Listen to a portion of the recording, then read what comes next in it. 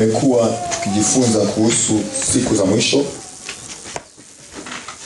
Estivemos a estudar acerca dos últimos dias.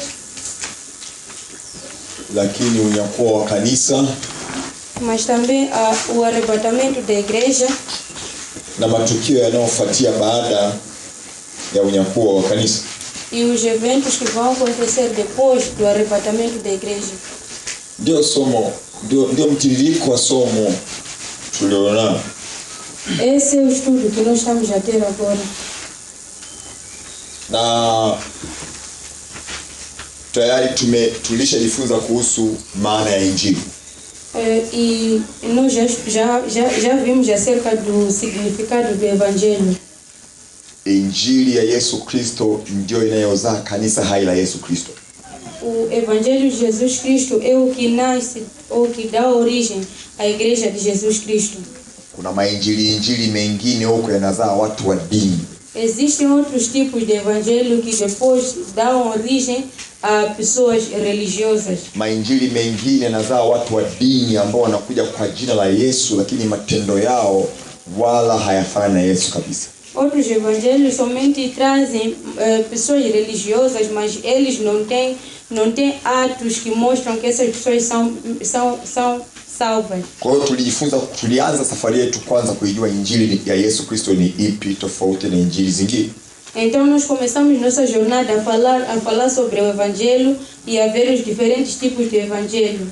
Namba 2 tulijifunza kuhusu kanisa. E em segundo lugar nós falamos acerca da igreja. Tulishajifunza maana ya kanisa. Já estudamos o significado da igreja.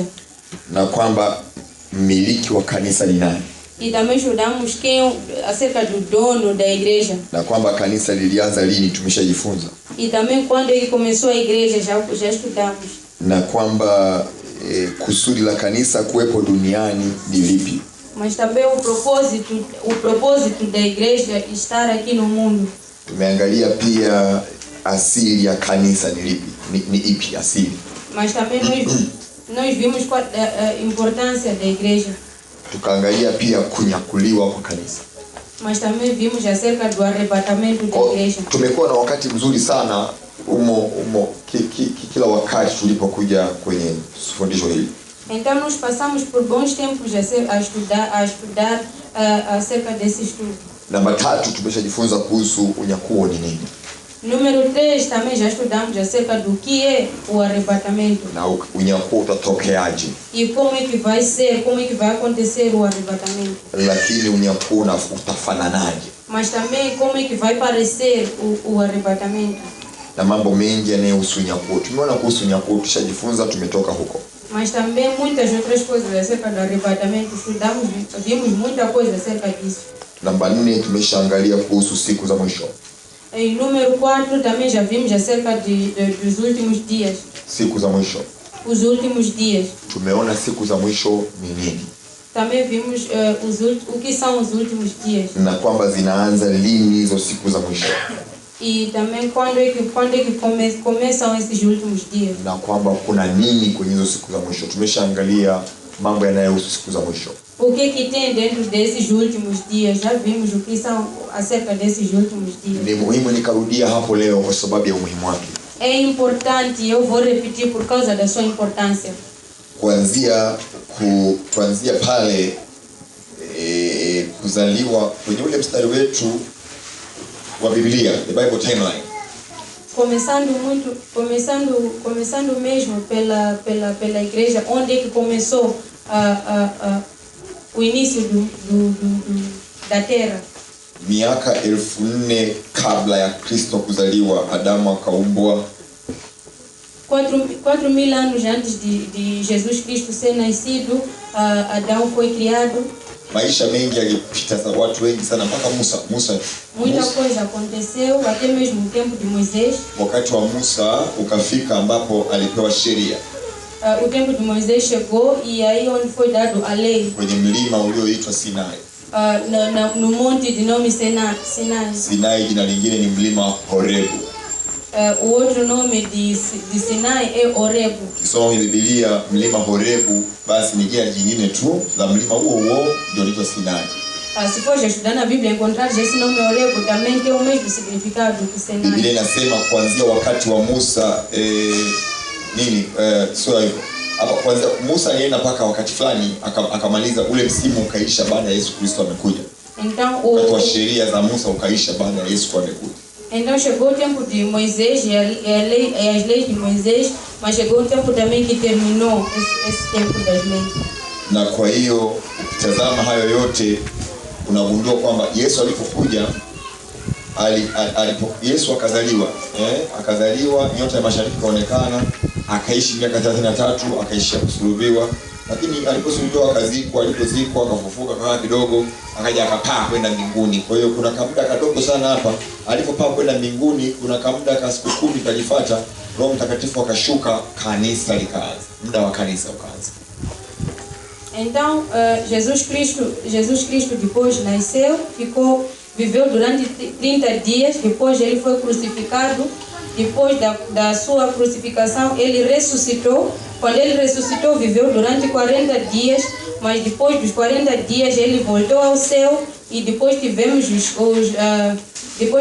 outros 10 dias, e depois das 10 dias é quando se inaugurou a igreja, que foi o dia de Pentecostes, é quando a igreja começou. Hapa ni muhimu kufahamu sasa, angalia kwamba Yesu alipaa, baada ya siku 10 Roho Mtakatifu akaja, kanisa likaanza. Kwa hiyo tangu Roho Mtakatifu amekuja na Roho Mtakatifu alishuka wakati binadamu wanaoitwa Wayahudi walikuwa wanasherehekea sikukuu inayoitwa sikukuu ya Pentekoste. Kwa hiyo wanasherehekea sikukuu ya Pentekoste, Roho Mtakatifu naye akaja siku hiyo. Então nós vemos que o Espírito Santo desce e enche as pessoas no dia de Pentecoste. E foi aí onde depois se deu a inauguração à igreja. Kwa hiyo Roho Mtakatifu aliyeshuka kwenye siku ya sikukuu ya Pentekoste, basi ndio mwanzo wa kanisa ukaanza. Então o dia em que o Espírito Santo encheu as pessoas no dia de Pentecoste, foi aí mesmo que a igreja começou. Biblia inasema kwamba kanisa litakuwepo duniani kwa siku 2 tu. Tangu lilipoanza kanisa litakuwa likae siku 2 tu kabla ya kunyakuliwa. A Bíblia diz que a igreja tem que ficar durante 2 dias. A Bíblia diz que vai ficar somente durante 2 dias a igreja. Tulishajifunza hiyo na andiko limewapa. Sasa e também já estudamos sobre isso e as escrituras já dei. Kilele cha uwepo wa kanisa duniani ni kunyakuliwa. Kwa hiyo kuna unyakuo sasa hapa. Lazima unyakuo wa kanisa. O fim da igreja é o arrebatamento. Então é aí onde é o evento que está por vir, que é o arrebatamento. Tukasema baada ya kunyakuliwa kanisa litakaa kwa miaka 7 hewani pamoja na Kristo Yesu, kabla kanisa halijarudi pamoja na Yesu, ili Yesu ajeleke kiti chake cha utawala katika mlima wa Mzeituni pale Jerusalemu, utawala kwa miaka 1000. E dissemos que depois do arrebatamento a igreja vai ficar com Jesus Cristo durante 7 anos antes de voltar para a terra para reinar com Jesus Cristo eternamente. Hiki naenda kwa haraka kwa sababu tushajifunza, umeshachora unacho. Kwa hiyo ndio maana nakukumbusha tu, tushajifunza tukakisema sana. Sasa lengo langu la kurudia hiki ni kwamba siku za mwisho ni nini? Ndio tuko kwamba hivi siku za mwisho. Kwa hiyo tunatumia hiki kuonyesha siku za mwisho. Siku za mwisho ndio hapa. Ni ule muda wa kanisa. O meu propósito de repetir tudo isso aqui que porque eu já dei tudo, vocês já têm todo o sumário disso, mas o meu propósito de repetir essa parte é para vos mostrar acerca dos últimos dias, que é essa fase da igreja. Siku za mwisho zilianza siku ile Roho Mtakatifu alipowashukia watu kwa mara ya kwanza. Os últimos dias começaram. Kanisa likawa limezinduliwa. Os últimos dias começaram no dia em que o Espírito Santo encheu as pessoas, no dia de Pentecoste. A igreja começou, foi logo inaugurada aí. Kwa hiyo siku za mwisho zinaisha lini? Zinaisha pale ambapo kilichozaliwa hapa kanisa kitaondolewa. Então, quando é que vão terminar os últimos dias? Vão terminar no dia do arrebatamento. Kanisa lilipoanza, maana yake ni kwamba siku za mwisho zikaanza kuhesabiwa. No dia em que a igreja começou, o que significa então que a igreja foi logo inaugurada. Kitu gani ambacho kinahitimisha siku za mwisho? Unyakuo. O que vai terminar os últimos dias é o arrebatamento. Ndio hapo ndio mwisho wa siku za mwisho. O arrebatamento. Isso é que dará o fim dos últimos dias. Kwa hiyo mwisho wa hizi siku za mwisho ni unyakuo. Então, o fim desses últimos dias é o arrebatamento. Kitendo hiki cha kanisa kuondolewa, kitendo hiki cha kanisa la Yesu kuondolewa duniani ndio mpaka na ndio hitimisho na ndio mwisho wa hizo siku za mwisho. Esse ato de arrebatamento é que será o fim, ou esse é que será o ato de mostrar o fim da igreja dos últimos dias. Baada ya kuwa tumenyakuliwa, tutakuwa na Yesu Kristo mawinguni kwa miaka 7. Nimejuaje? Nitakupa maandiko na baadhi yenu nishafundisha hili somo mnajua. Ila nitarudia tu, lazima kila kitu, siachi kitu. Nitafundisha kila kitu. Tutakaa na Yesu Kristo mawinguni kwa miaka 7 kabla hatujarudi naye. Kwa hiyo miaka hii 7 kuna matukio yatakuwa yanaendelea huku. Sisi na Yesu tutakuwa na matukio. Kuna matukio moja kabisa, miaka 7 unagawa mara 2. Chaki nyingine kwa depois do arrebatamento, a igreja vai ficar com Jesus nos céus e vão haver 3,5. Os 7 anos vão ser divididos por meio, que vai ser 3,5 anos e outros 3,5 anos. E coisas vão estar a acontecer lá, haverão eventos também acontecendo. Hii miaka 7 tukiwa na Yesu Kristo, kuna matukio. Hebu sema matukio. Eventos. Kuna matukio yatakuwa yanaendelea sisi na Yesu wetu kule juu mawinguni. Tunagawa 7 mara 2, unapata miaka 3.5 ya kwanza ambayo tutavishwa taji.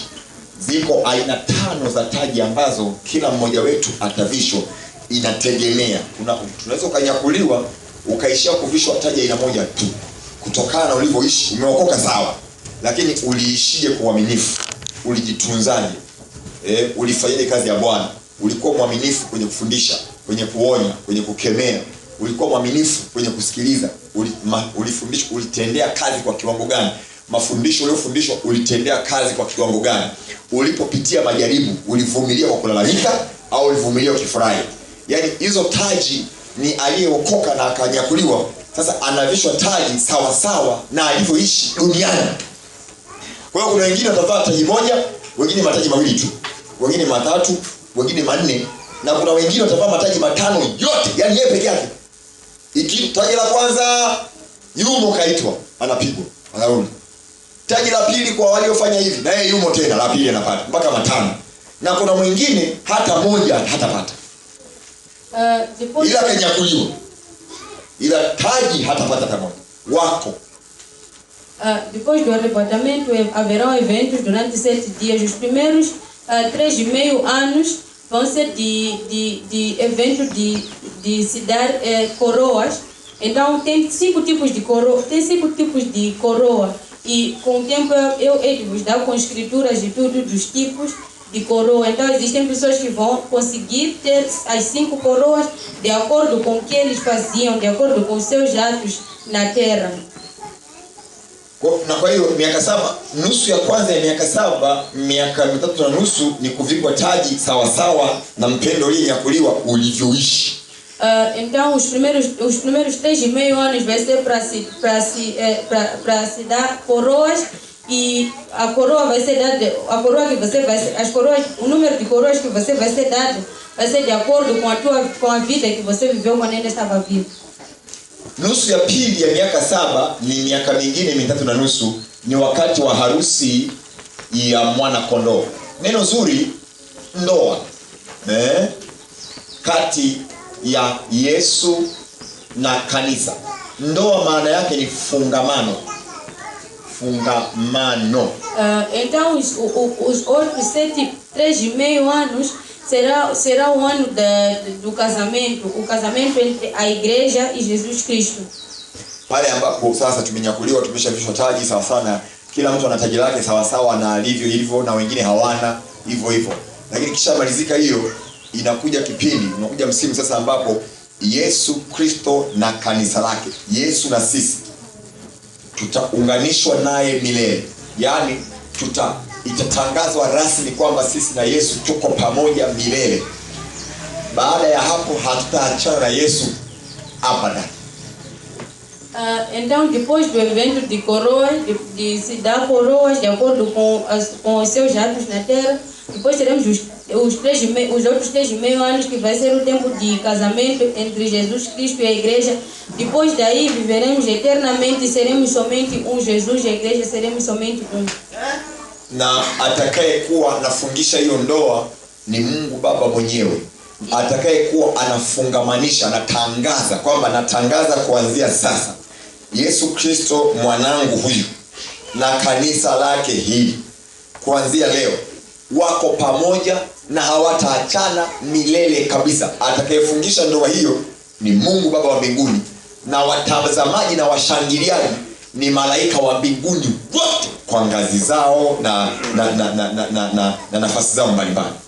E quem vai anunciar esse casamento, quem vai estar a liderar esse casamento é Deus, nosso Pai do céu. Ele que vai estar a liderar o casamento entre a igreja e Jesus Cristo, mas também, sim, vai estar a liderar o casamento entre a igreja e Jesus Cristo.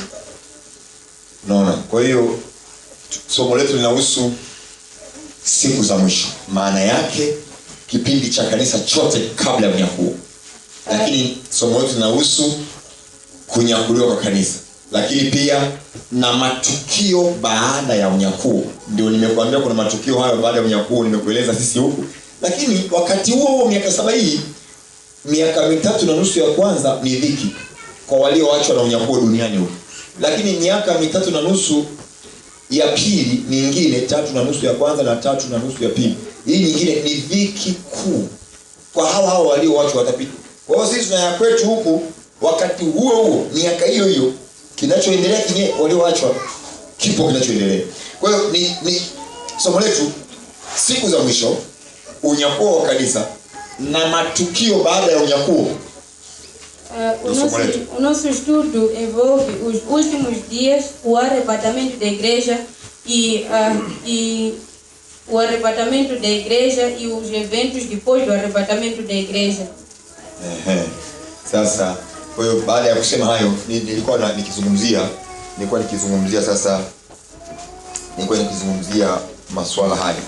Na jambo lingine ambalo tumejifunza ni kuhusu sio tu siku za mwisho, lakini pia kwa nini lazima uamini kwamba Yesu atalinyakua kanisa. Hilo swali tulijiuliza na tukalijibu kwamba ni kwa nini lazima uamini kwamba Yesu Kristo atalinyakua kanisa. Mas também nós vimos o porquê de Jesus Cristo, porque é necessário ou é dever você acreditar que Jesus Cristo vai arrebatar a igreja. E já vimos acerca disso. Lakini tulienda mbele zaidi tukaangalia mas também vimos acerca sababu za Yesu kulinyakua kanisa. O porquê de Jesus Cristo arrebatar a igreja. Tulikuwa na sababu kadha wa kadha, lakini kwa haraka tulisema ili kanisa lipishe adhabu au ghadhabu ya Mungu. Ili kanisa lipishe hasira ya Mungu. Kwa waovu. É para a igreja deixar espaço, deixar ili kanisa liepuke adhabu ya Mungu, for the church to escape the wrath of God which will come to those evildoers. Para a igreja se escapar se escapar do zangar de Deus contra a humanidade. Kwa sababu Mungu atawaadhibu hakika wenye dhambi, ama amefanya kwa wazi au kwa siri. Hakika. Porque Deus, Mungu atakwenda sambamba nao na ataadhibu kweli kweli. Sasa kanisa takatifu waliokoka ambao wametubu dhambi na wajiendelea kuzifanya wanaondolewa ili wapishe ile ghadhabu ya Mungu na hasira ya Mungu kwa watendao maovu. Porque Deus realmente ele depois vai punir os pecados da humanidade. Então, para que Deus faça isso e acerte as contas com a humanidade, primeiro a igreja vai ser arrebatada. Então, o arrebatamento vai servir de escape para Deus depois punir a humanidade. Namba 2 tulisema kwa nini lazima Yesu alinyakue kanisa, ni kwa sababu ili kanisa likaunganishwe na Yesu na kuwa naye milele. O número 2 do porquê Jesus vir arrebatar a igreja é que para que depois a igreja vá se unir a Jesus Cristo e viva com ele para sempre. Namba 3 tukasema kwamba ili kurejea ili Mungu arejee na kushughulika na taifa la Israeli. Tunaondoka. Lazima kanisa linyakuliwe liondoke ili Mungu arejee sasa na kuendelea kushughulika na taifa la Israeli ambalo lilipewa kazi na Mungu hapo awali likakataa. Mungu kabidi atafute familia nyingine inaitwa kanisa ndio wafanye kazi zile. Kwa hiyo atawarejea. Para que Deus, a terceira razão é para que Deus venha punir, para que a igreja escape da punição do povo de Israel. Namba 4 tulisema lazima Yesu alinyakue kanisa ili kuadhibu waasi na kuadhibu uasi. To punish evil and the evildoers. A quarta razão é para punir os que fazem o mal, mas também punir aos malfeitores. Kwa sababu injili ya wokovu ilipohubiriwa, wako wenye dhambi waliokubali injili wakatubu dhambi zao wakasamehewa na wakaamua kuishi bila kurudia matapishi. Sasa hao wanaondolewa, watabakia ambao walikataa injili.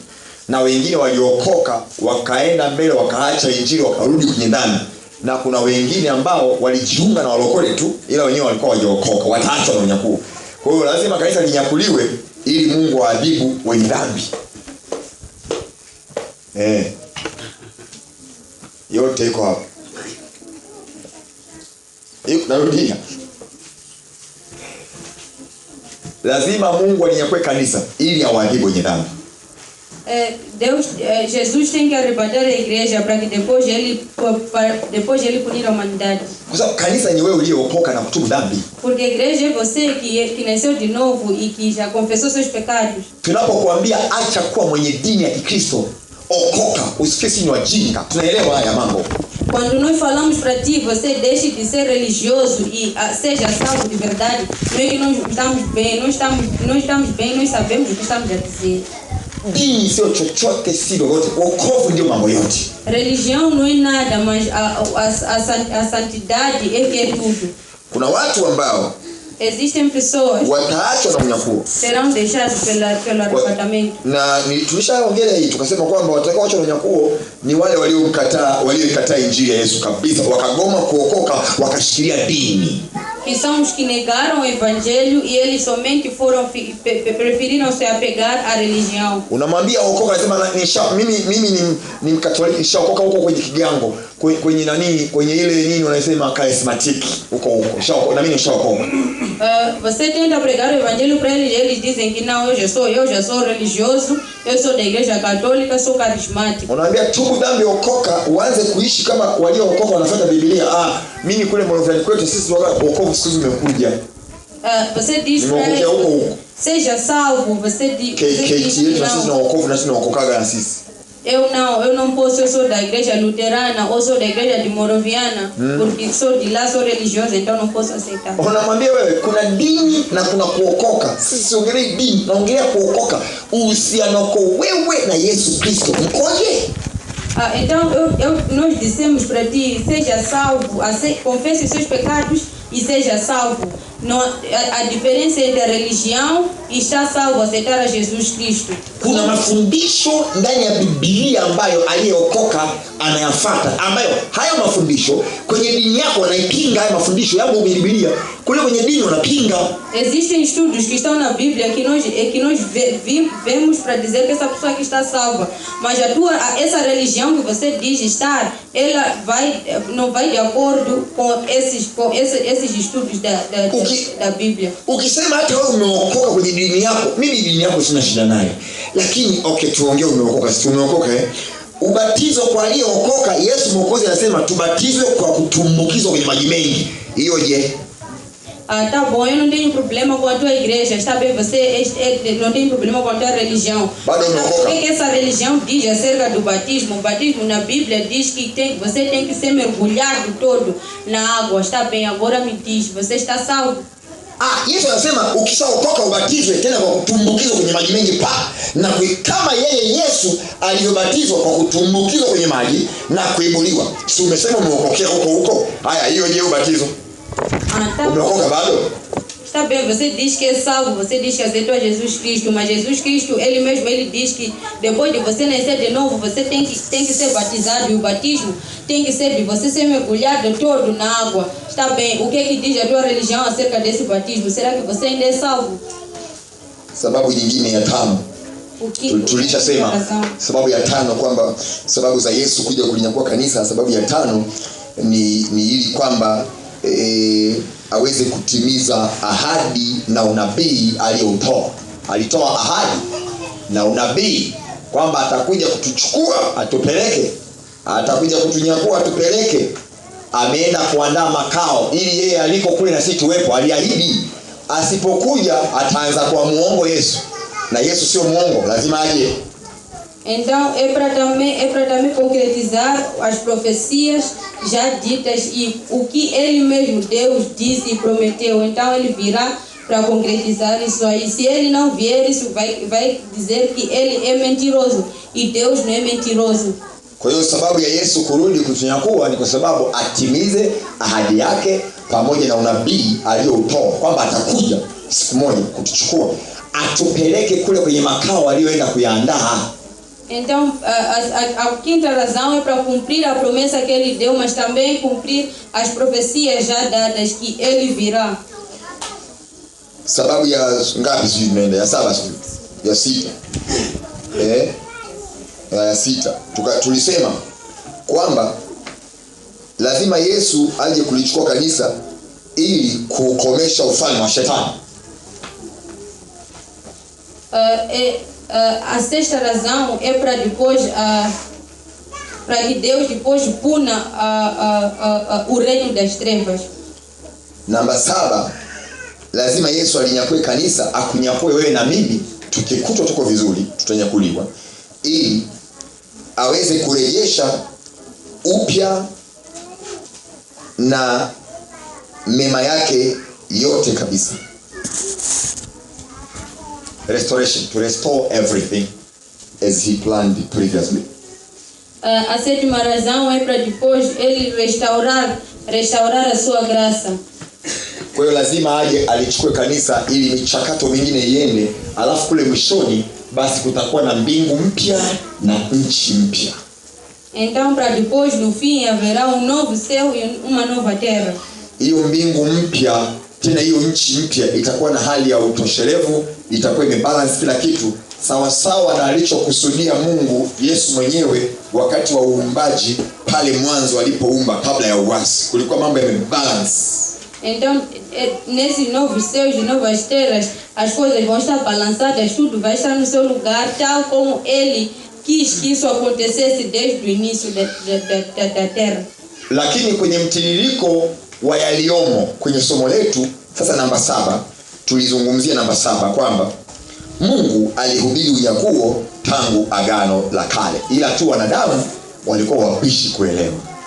Mas também nós vimos que Deus pregou e falou sobre o arrebatamento desde o Antigo Testamento, mas os seres humanos é que foram cabeça dura para não entender.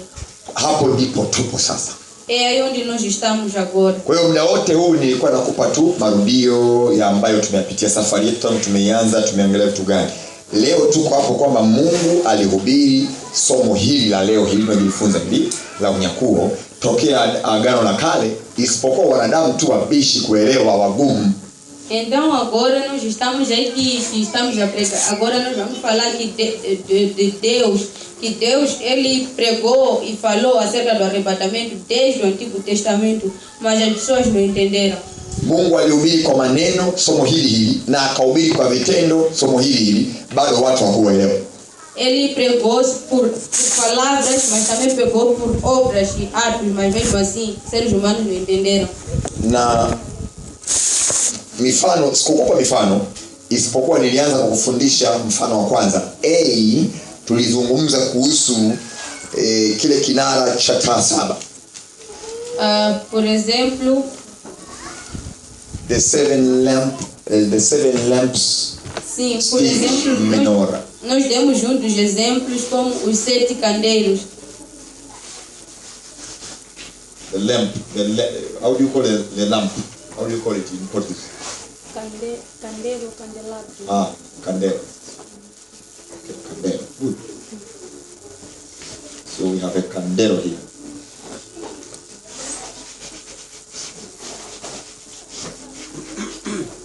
Candelo. Okay, Swahili. Good Swahili. Tuna hema ya Musa. Ile hema ya Musa ile.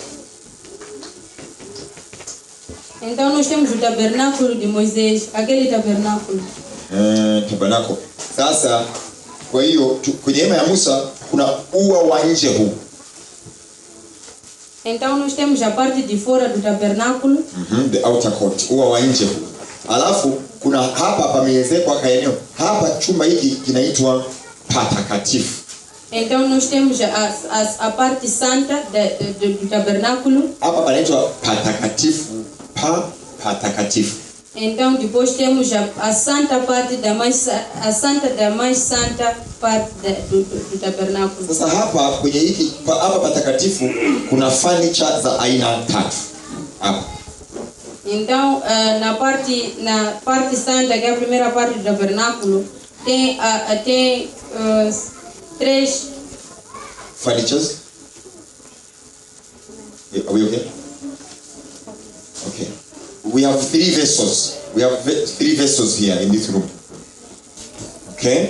Kwa hiyo kuna furniture ziko 3 humu ndani. Então temos 3 equipamentos dentro da parte. Hii samani ya kwanza ni meza yenye mikate 12 ya onyesho.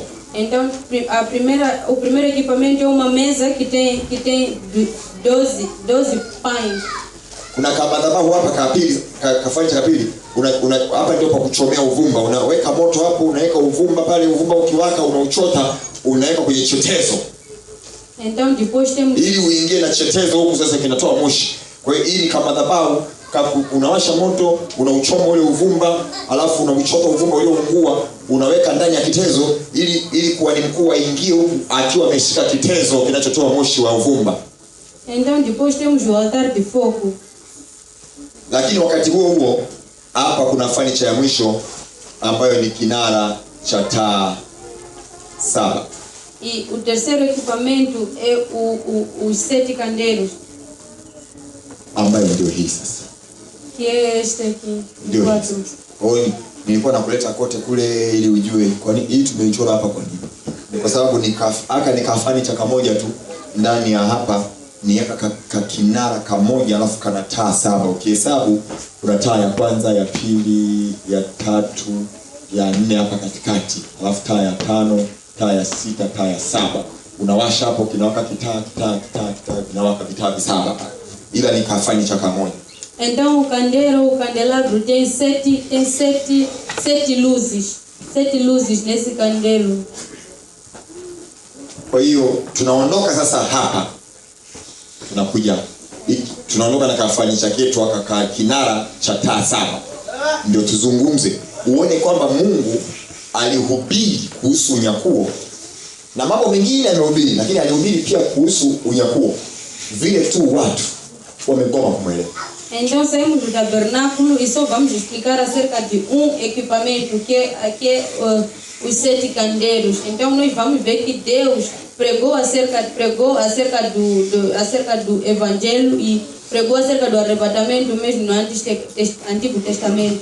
Tunaposema Mungu alihubiri kuhusu ili somo tunalojifunza tokea Agano la Kale ila watu kuelewa, basi nimekuonesha kwamba Mungu alihubiri. Ndiye Mungu aliyemwambia Musa, njoo mlima Sinai huku. Akapanda mlimani. Mungu akamwambia, nenda ukatengeneze hema ya kukutania. Mimi nitakutana na nyie humo ndani ya hilo hema. Na furniture utakazoziweka, weka na hii, weka na furniture hii, weka na furniture hii, pamoja na hii hapa kinara cha taa 7 na leo kiweke.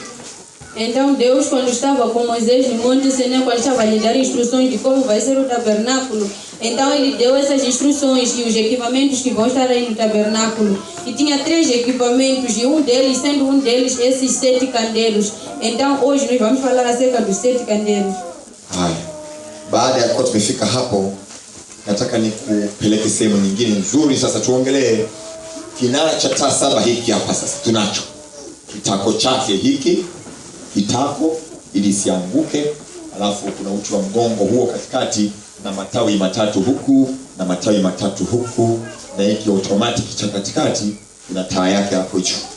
Então nós temos os nossos 7 candeeiros que tem o pau do meio, depois tem três paus de um lado e do outro, 3 velas de um lado do pau e do outro lado também 3. Sasa tuanze kiongelea kinara cha saa saba. Ukienda kwenye Mambo ya Walawi sura ya 23, Leviticus. Se fores para o livro de Levítico 23, tulishaona hii yote, tulishaandika hapa. Kwa hiyo Mambo ya Walawi sura ya 23 mstari wa 5, hii sura Mungu amewapa wana wa Israeli, angalia taifa lake, amewapa taifa lake sikukuu chini ya Musa, sikukuu. Mungu amewapa sikukuu. Akawapa sikukuu 7. 7. 7 tena, mbona Mungu ametengeneza hiki 7 kinara cha taa 7, alafu sikukuu ziwe 7, anamaanisha nini? Ukichukua sikukuu 7 ukaziweka hapa na kinara cha taa 7 hapa, ukiangalia 1 na 1 vinaendana, 2 na 2 vinaendana, 3 na 3 vinaendana. Sikukuu ya 4 na pale pa 4 pa kwenye kinara inaendana. Sikukuu ya 5 na kile kitaa cha 5 vinaendana. Sikukuu ya 6 na kile cha 6 kitaa inaendana. Sikukuu cha 7 na kile kitaa cha 7 vinaendana. Mungu alikuwa anahubiri kwa vitendo. Então Deus estava a pregar ele estava a pregar até mesmo com atos ou obra, porque ele depois traz os 7 candeeiros, vai ver também que temos as 7 festas das semanas. Então temos a primeira festa com o primeiro candelabro, a segunda festa com o segundo candelabro, assim mesmo vão combinando, e todos são 7. Hii tulijifunza Alhamisi. Isso estudamos na quinta-feira. Alhamisi tulijifunza na tukaishia hapa. Então na quinta-feira nós estudamos tudo isso e terminamos na festa das trombetas. Maana yake leo tunajifunza hapa na hasa hapa. Ningeweza tutajifunza na mwisho hapa, lakini leo tunajifunza kuhusu atonement, ikiwa inamaanisha ya upatanisho, sikukuu ya upatanisho. Tutakuja usiogope kwanza. Lakini pia mwisho ni sikukuu ya vibanda. Hii ni sikukuu ya vibanda. Sikukuu ya upatanisho na vibanda. Leo tutaangalia upatanisho. Ile sikukuu ya kwanza ya Pasaka tumejifunza mkate usiotoa chachu, tumejifunza uzaliwa wa kwanza, tumejifunza sikukuu ya Pentecoste, tumejifunza tukaangalia na sikukuu hii ya matarumbeta au ya baragumu tumejifunza. Então nós já vimos acerca das festas das semanas, nós já vimos a festa da Páscoa, já vimos a festa dos pães ázimos, já vimos a festa dos primeiros frutos, já vimos a festa de Pentecoste, já vimos também a festa das trombetas. Agora, hoje, nós já vamos ver acerca do dia das expiações, e com o tempo vamos ver acerca da festa dos tabernáculos. Safi kabisa. Kwa hiyo sikukuu ya kwanza ni Pasaka. Yesu ndiye Pasaka wetu. Yesu Kristo alipoangikwa msalabani, akamwaga damu yake. Sasa ile damu ya Yesu imekuwa ndio sababu kubwa ya sisi kupata ukombozi. Kwa hiyo matatizo yote, shida zote, mashambulizi ya shetani hayatupati tena, kwa sababu damu ya Yesu iko juu yetu. Yakielekezwa kwetu, matatizo na mashambulizi yanapita juu. Wakitulenga tufe hatufi, yanapita juu. Ila kelele tutasikia, mayoyo ya misiba kwa wengine tutasikia, harufu za mizoga tutasikia, hata mikiki tutasikia, lakini hafi mtu. Então nós temos a primeira festa, que é a festa da Páscoa. Jesus é a nossa Páscoa, quando ele derramou na cruz o seu sangue, ele virou a nossa Páscoa. Então, o sangue de Jesus Cristo nos santificou, por isso é que nós podemos vencer qualquer tribulação que nós passamos por ela, porque Jesus Cristo já nos sarou tudo com o seu sangue. Sasa angalia, Yesu ndiye mwanakondoo wa Mungu azichukuae dhambi za ulimwengu, sawa na Yohana 1:29. Então Jesus Cristo é a ovelha que Deus enviou para ser sacrificada para salvar-nos do pecado. Pasaka hii chimbuko lake ni nini? Hii Passover, the beginning, chimbuko, the beginning. Qual é o How did it begin? Hii Pasaka, Mungu ndiye ametamka neno Pasaka. Deus é que falou dessa palavra Páscoa. Qual é o início dessa Páscoa? Passover. Páscoa. Ilianza wapi? Sawa. Sasa wana wa Israeli kuna wakati walijikuta ni watumwa Misri. Então vamos ver que quando iniciou a Páscoa, o povo de Israel uma vez foi escravizado. Egypt, Misri, what? Slaves. Watumwa slaves. Então o povo de Israel uma vez foi servo para o Egito. Sasa Musa akatokiwa na Mungu kwenye kichaka kinachowaka, akiteketea, akiangushi jivu wala kidondoshi mkaa. Mungu akampa jukumu la nenda kwa Farao, mwambie waache watu wangu waende wakanitumikie. Então Moisés encontrou-se com Deus e Deus disse para Moisés: vai e diga para o Faraó que para deixar os meus filhos para que venham me adorar. Akagoma Farao pale, kapigwa amegoma, kapigwa amegoma. E Faraó negou. Mapigo yalikuwa 10 jumla. Pigo la 10 sasa ambalo Mungu alimuelekeza Musa aliachilie pigo hilo. Ele por causa de negar, ele depois foi enviado muitos tipos de punição. E uma das punições foi, alimwambia waanze kujiandaa mapema kuanzia zamu ya pili, lakini kila mji uandae kamwana mbuzi, kamwana kondoo. Alafu akawaelekeza namna ya kumtengeneza huyu mwana kondoo, lakini mkimchinja kiingeni damu, weka pembeni. Alafu hiyo damu mtaichukua, mtaipaka kwenye hii milingoti hii ya kwenye mlango, miimo ya milango, na hapo juu mnapaka damu kwenye ubao wa mlango, huku mnapaka damu kwenye ubao, na hapa juu mnapaka kwenye mlango. Kila mtu wenu, na mnafanya kwa siri, msitangaze. Hii na wahusunyie tu wa Israeli. Então, uma das punições foi que eles foram mandados sacrificar um dos seus animais, né? Cada casa tinha que sacrificar um dos seus animais e depois levar o sangue daquele animal e pôr nas paredes ou nos pilares da casa. Kwa hiyo yule malaika aliyetumwa na Mungu kutoa adhabu ya kuua wazaliwa wa kwanza wa binadamu, wazaliwa wa kwanza wa ng'ombe, wazaliwa wa kwanza wa mbuzi, wazaliwa wa kwanza wa chochote, akija alama na ishara ni damu. Akiona damu anapita juu ya huo mji, haui humo ndani. Ila mji wowote ambao mlangoni hamna damu, mnacho. Isso era só para os israelitas. Isso era só para os israelitas, para que depois, quando o anjo de Deus que foi mandado para matar todos os primeiros a primeira sorte, seja pessoa, seja animal, qualquer coisa, seria morto quando não encontrasse aquele sinal de sangue na casa ou nos pilares. Então o anjo vinha e depois matava qualquer que não era de Israel ou que não tinha o sinal daquele sangue na porta. Kwa damu ya yule mnyama iliyopaka kwenye mlango wa mtu wa Mwanaisraeli, basi msiba ukawa hamna kwenye nyumba. Msiba, damu. Hebu sema damu. Sangue. Kwa hiyo damu ile. What do you call damu in Portuguese? Sangue. Okay, good. Very good. Sangue. We have a place in Kilimanjaro called Usangi. I don't know if those people are Portuguese also, but anyway. Sangi. So kwa hiyo damu ikawa ndio ishara na sababu ya msiba kutokea kwenye nyumba ambayo imepakwa damu ya mnyama mlangoni. Kwa maelekezo ya Mungu. Então, o sangue que estava nas portas, então esse que foi o sinal para depois evitar falecimento dentro daquela casa.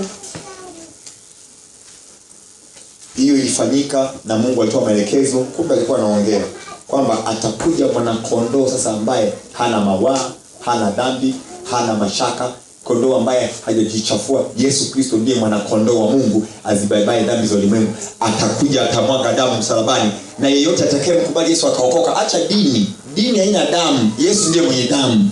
Wewe ukiokoka ukimkubali Yesu unaome umepakwa damu tena ya Yesu. Então, essa era a mostra, Deus estava a pregar acerca da vinda de Jesus Cristo,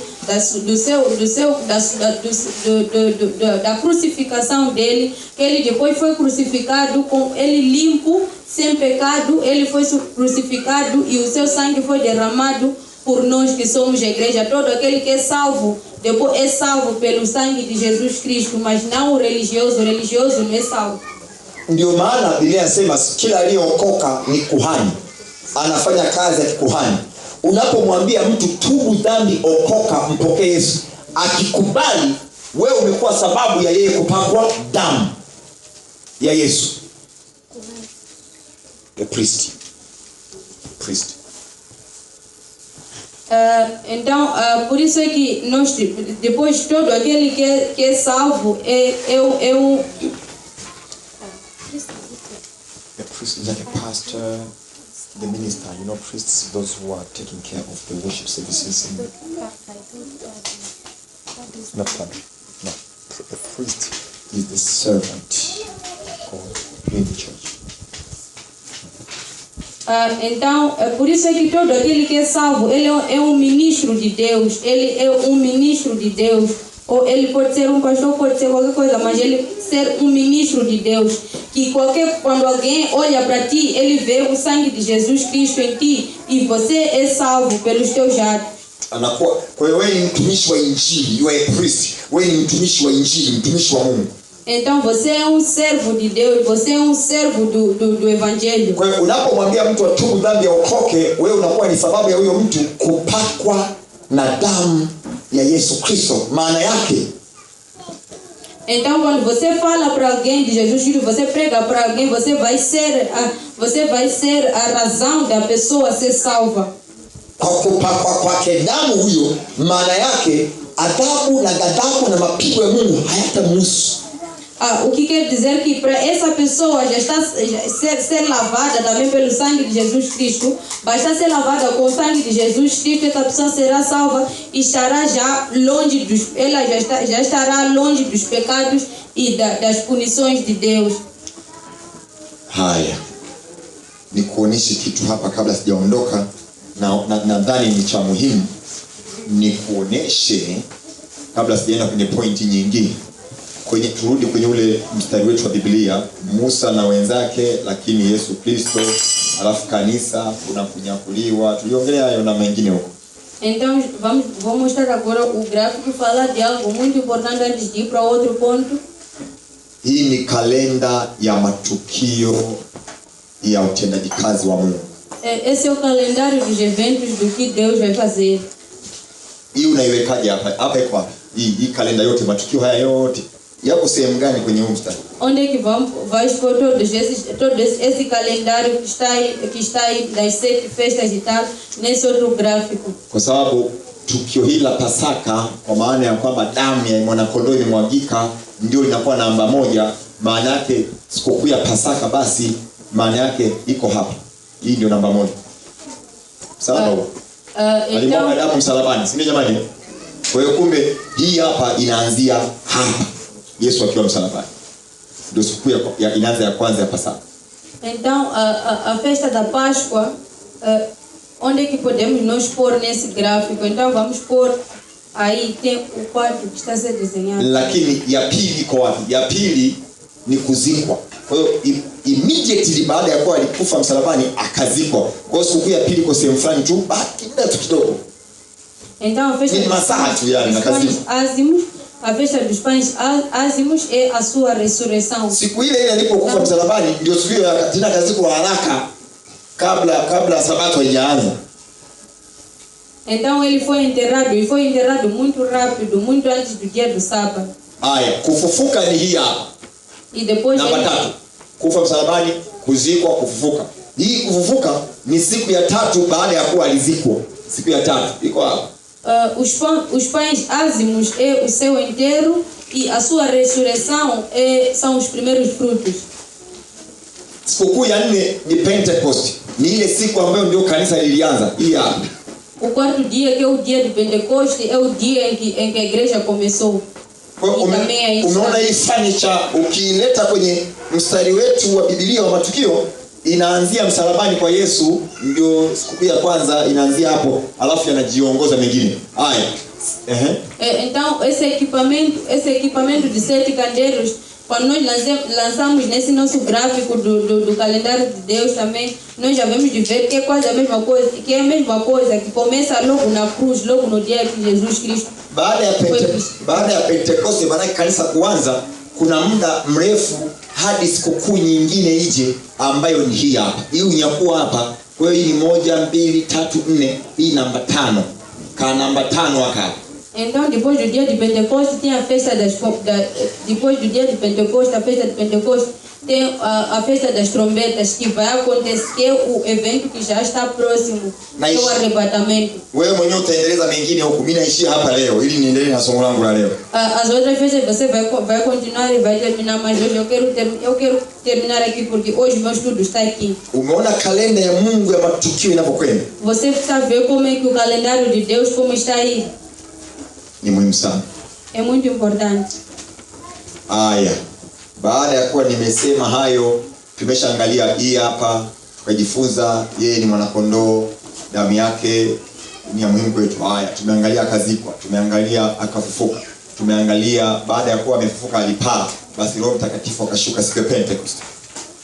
Então nós já vimos a festa da Páscoa, que é a vinda de Jesus Cristo e o derramar do sangue dele na cruz, mas também vimos que ele foi enterrado, que é a festa dos pães ázimos, mas também vimos que ele ressuscitou, que é a festa dos primeiros frutos, mas também vimos que a igreja começou, que é o dia de Pentecoste.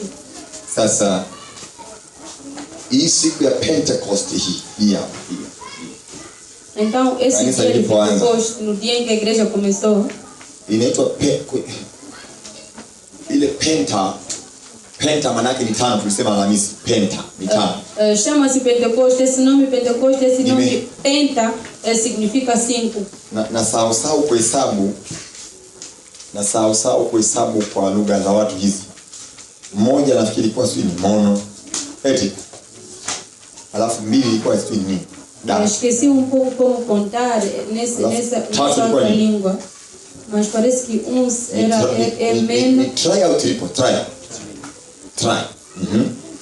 Alafu 4 ilikuwa ni quadro au nini? Si ni quadro, sikumbuki. Alafu 5 ndio penta. Alafu 6 hepta. Sikumbuki tena. Alafu kuna hexas. Alafu namba 8 yale maumbo jamani shuleni wanafunzi mko wapi mnisaidie? 8 ilikuwa nini? Sijui ni nini? 8 ikiwa okta 10 inakuwa ni deka. Na 9 inakuwa ni nona. Kwa 8 okta. Vitu kama hivyo. Kwa hiyo penta ni 5. Então penta é 5. Sasa angalia. Yesu alipofufuka. Nimesema Yesu alipo? Então quando Deus ressuscitou, nós começamos a contar. Alipofufuka Yesu kutoka kaburini, no dia que ele ressuscitou, saindo da alipofufuka kutoka kaburini, quando ele ressuscitou, aliendelea kukaa duniani na akiwatokea watu kwa siku 40. Siku 40. Ele viveu de novo durante 40 dias. Ile siku ya 40 akapaa. Depois dos 40 dias. Na mpaka ajarudi akapaa. Depois dos 40 dias ele subiu depois ao céu. Alipopaa siku 10 baadaye Roho Mtakatifu akaja, kanisa likaanza. Depois quando ele subiu depois ao céu, 10 dias de novo passaram e depois quando apareceu o Espírito Santo depois de 10 dias. Ni muhimu ukafahamu hiki. É importante você saber disso. Sema alikufa ndio kazikwa siku ya 3 kafufuka. Na tukio la kufufuka ndio lina validate the gospel we are preaching. O dia da sua ressurreição é que valida o gospel. O evangelho que nós pregamos. Asingefufuka tusingeona ujasiri wa kuhubiri injili hii kwa sababu waanzilishi wa imani zingine zote walikufa wakufufuka. Se ele não tivesse ressuscitado, nós não teríamos coragem de pregar esse evangelho, porque existem muitos outros que morreram, mas eles não ressuscitaram. Jesus, o único é que ressuscitou. Tangu Confucius afya alianzisha Confucianism hajafufuka. Confucius was a person. Desde o momento, desde Confucius que começou, desde que ele morreu, ele não ressuscitou. Ila ameacha duniani dini ya Confucius. Mesmo assim ele deixou uma religião dos confusos. Mtajie mwingine yeyote unayemfahamu hajawahi kufufuka tangu mwanzilishi wa imani au dini yoyote nyingine, dini zote hawajawahi walipokufa wakufufuka. Podes falar de todos os outros esses que iniciaram todas essas outras religiões, não ressuscitaram. Buddha alikuwepo, akaishi, akaanzisha dini ya Buddhism. Alipokufa hakufufuka mpaka tunavyoongea hapa. O Buddha também, ila ameacha dini ya Buddha inaendelea. O Buddha ele viveu, mas também ele morreu. E mesmo depois da morte ele não ressuscitou, mas mesmo assim ele deixou uma religião, que é a religião do budismo. Muhammad alianzisha dini ya Kiislamu akafa, hajafufuka ise. Ila ana waumini wengi duniani na wafuasi wengi, ila mwanzilishi hajafufuka. O Muhammad também que começou o muçulmanismo, ele também morreu, ele viveu, mas depois ele morreu e deixou uma religião também que é a religião dos muçulmanos. Yesu wako, wale muongelee sasa. O teu Jesus, agora deixa eu falar dele. Na muongelea yule uliyemwamini.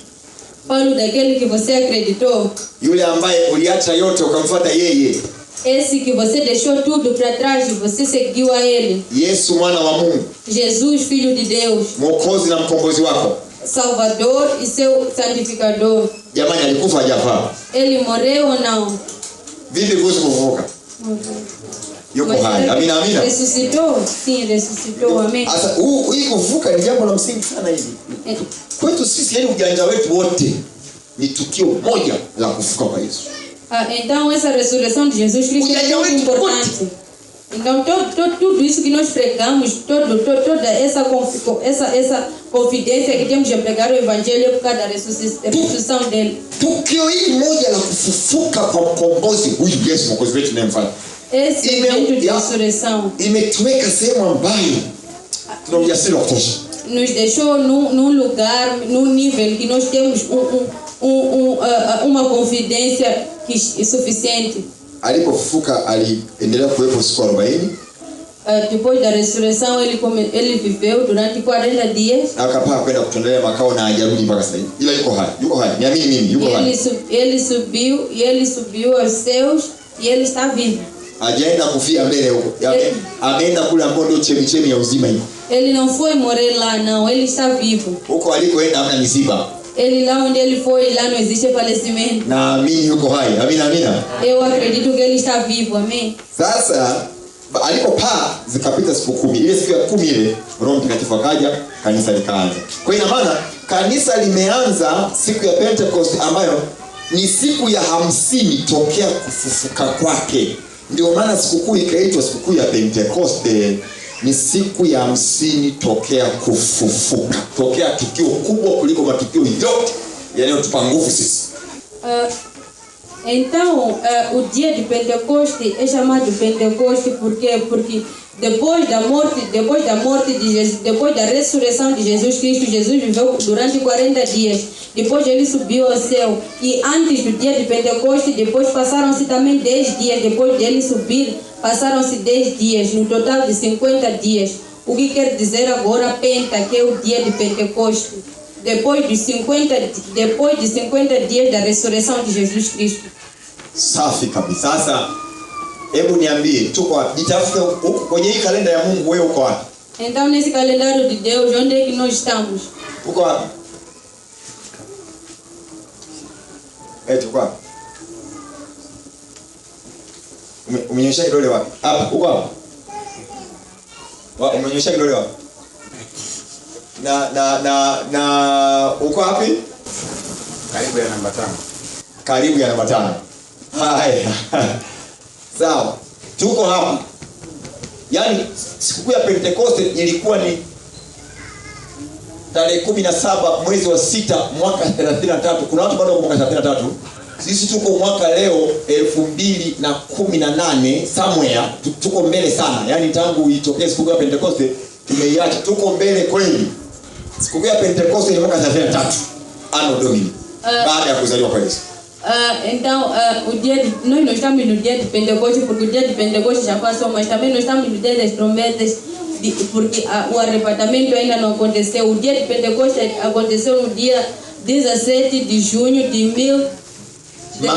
do ano 33, depois do nascimento de Cristo. Mas também estamos perto do arrebatamento. Nataka uiseme vizuri hii. Najua mliosema hapa, najua mlikuwa mnataka kumaanisha kitu mshindo kuelezea. Maana yake ni kwamba tuko kwenye msimu wa kati ya Pentecoste na unyakuo. Tena tuko mwishoni mwa msimu huu.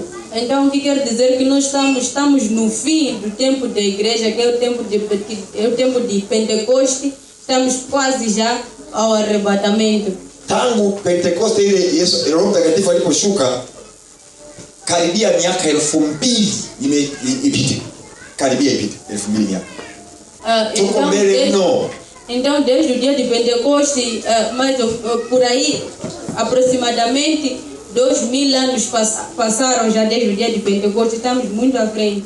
Wewe huyu hapa umekaribia kabisa ile siku ya baragumu au parapanda kulia tuondoke zetu, ila tujui ni lini. Kwa kweli ila kukaribia tumekaribia.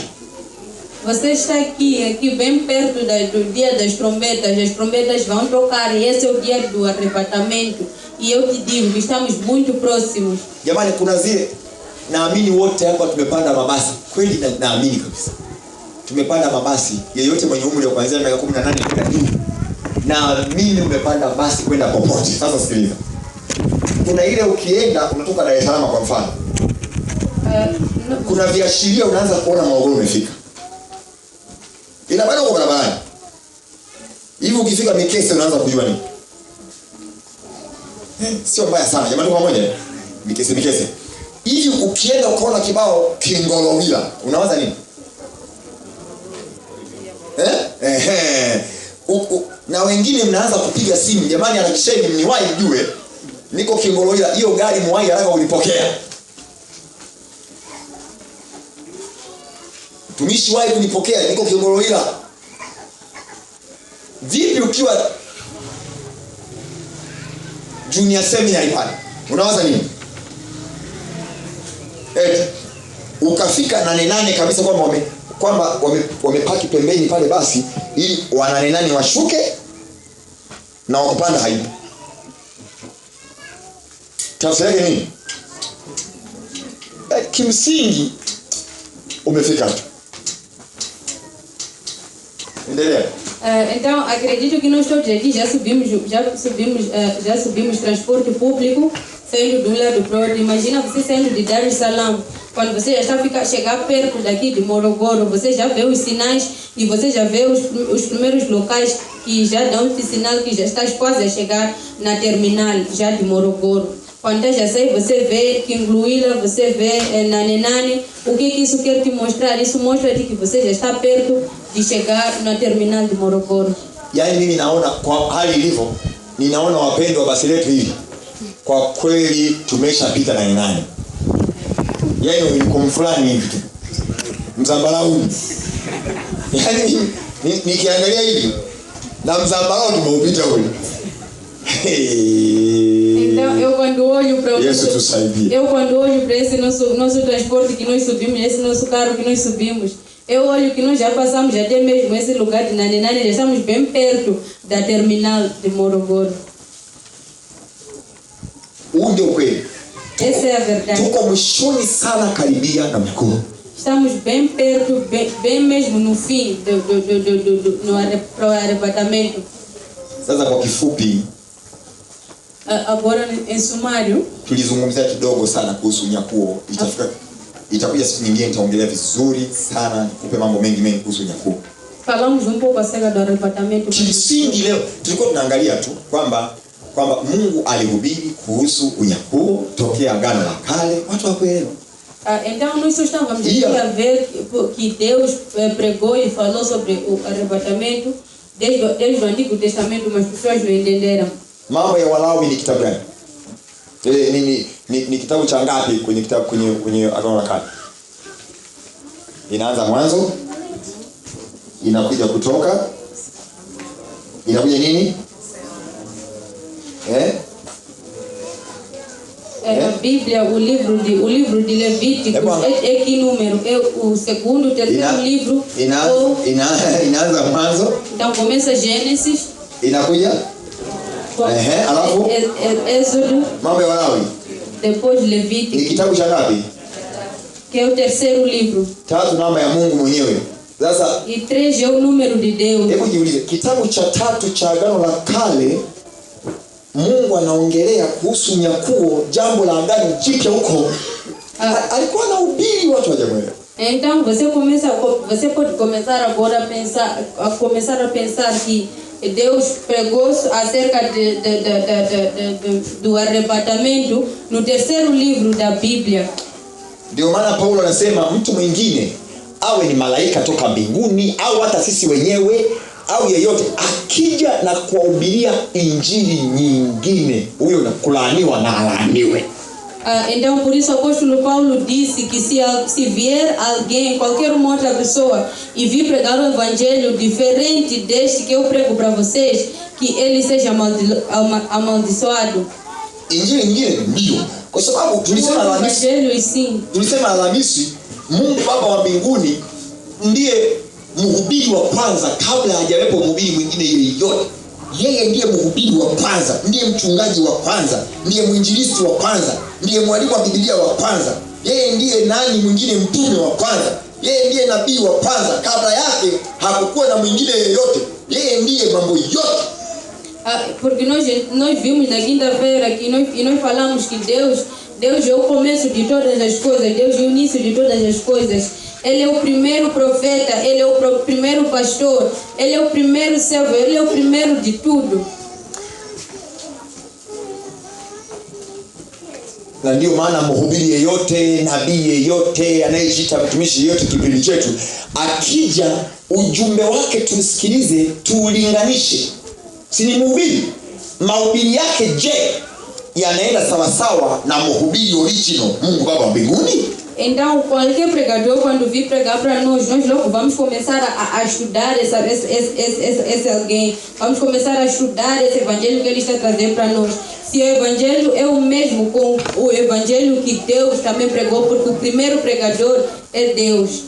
Huo ujumbe aliotuletea, je, unashabihiana na mhubiri original Mungu wa mbinguni au ujumbe wake unakinzana? Será que esse evangelho que ele está trazendo vai de acordo com o evangelho de Deus, que é o primeiro pregador, ou vai opositadamente com o evangelho de Deus?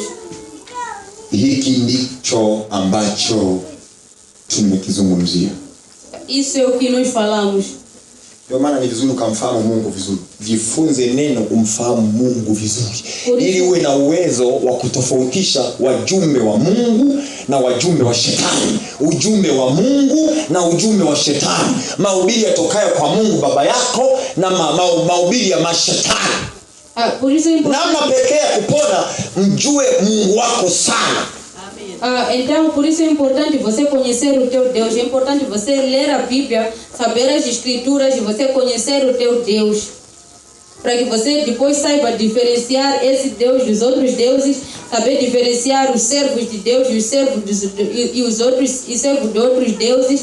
Para que você saiba diferenciar essas coisas, você tem que conhecer muito o teu Deus. Sasa tutakwenda tuzungumzie kuhusu hii hapa sikukuu ya upatanisho. Tuzungumzie sikukuu ya upatanisho. Huku ni haya yote nilishafundisha Alhamisi, nimesema nirudie ili kukazia kabisa, kukazia vizuri, kusiwe na namna yoyote ya wewe kushindwa kuelewa tunachokisema. Kwa hiyo hebu tuongelee sikukuu hii ya 6, ni sikukuu ya upatanisho. Sasa ndio leo tunaongeza kipande hicho. Agora nós vamos falar do dia das expiações.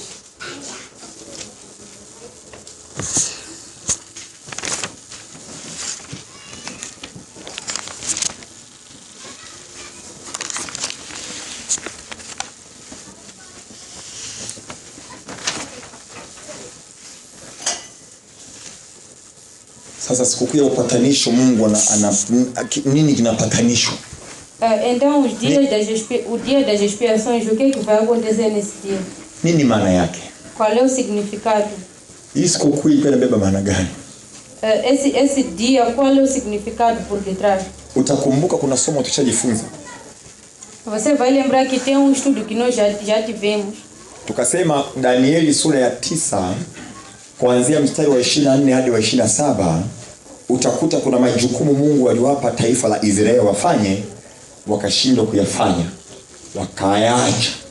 Então vais ver que nós estudamos acerca do livro de Daniel, capítulo 9, versículo 24, que tem aí algumas tarefas que os israelitas foram dados para fazer, mas eles se negaram a fazer aquela tarefa. Wakaacha mambo ambayo Mungu amewapa. Nimesema Danieli sura ya 9 mstari wa 24 hadi wa 27. Wamepewa mambo 6 ya kuyafanya. Wameacha kwa makusudi. Wameacha. Tena wakaishia hata kumua Yesu na kumsulubisha. Eles foram dados nesse livro de Daniel, capítulo 9, versículo 24 a 26. Deus deu tarefas, seis tarefas, mas eles não quiseram ouvir as 6 tarefas. Se negaram e não terminaram só aí, mas também acabaram, até crucificaram Jesus Cristo. Sasa Mungu akawaweka pembeni. Hebu sema Mungu akawaweka pembeni. Então Deus os deixou de lado. Ni kweli akawaweka pembeni kwa sababu unakumbuka tulisema kwamba Mungu alikuwa anatafuta familia ambayo atafanya nayo kazi kutokea kwa Adamu. Tafuta mpaka Yakobo akapatikana.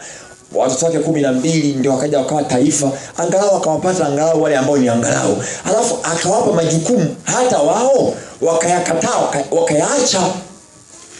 Então Deus deu a eles essas tarefas, mas mesmo assim eles negaram de fazer essas tarefas ao povo de Israel.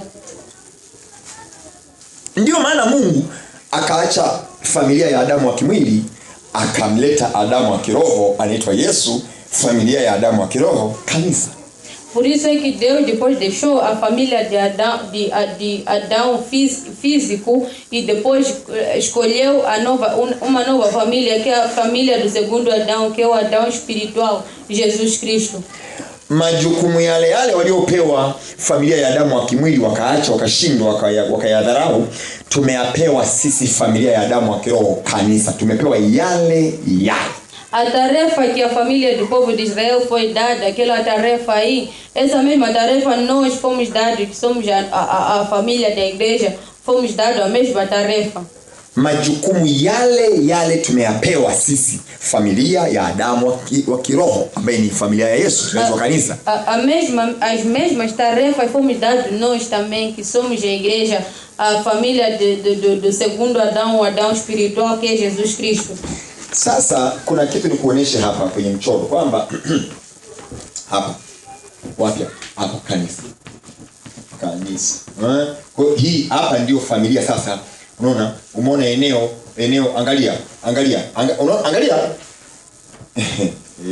Então deixa eu mostrar aqui no quadro como é que está esse calendário. Musa ni mwokozi kivuli ya Agano la Kale, Yesu ndiye mwokozi halisi ya Agano Jipya.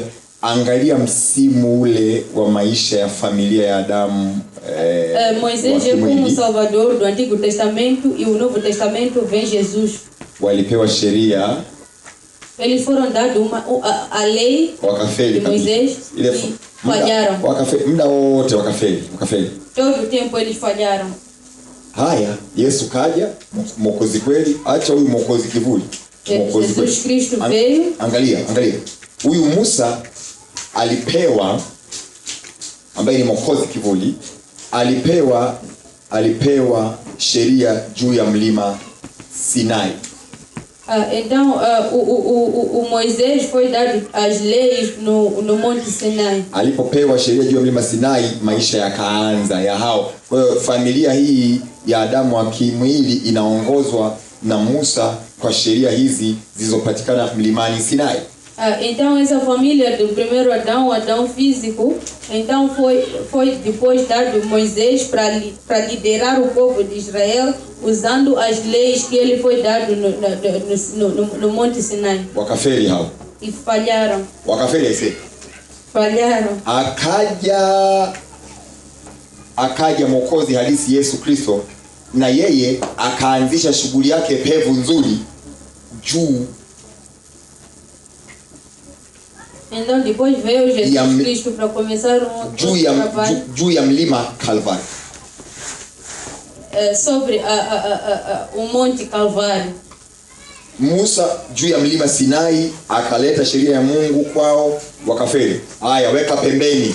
Kwa hiyo akaja mwokozi halisi Yesu akiwa msalabani juu ya mlima Calvary, ndio akaanzisha msimu wa akaanzisha familia nyingine inaitwa kanisa.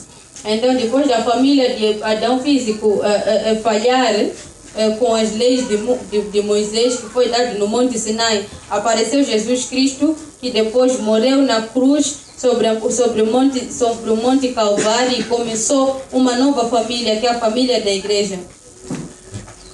Ujio wa Yesu Kristo na kuonyesha familia hii, tafsiri yake ni kwamba hii familia imewekwa pembeni kwanza, imeachwa kwanza.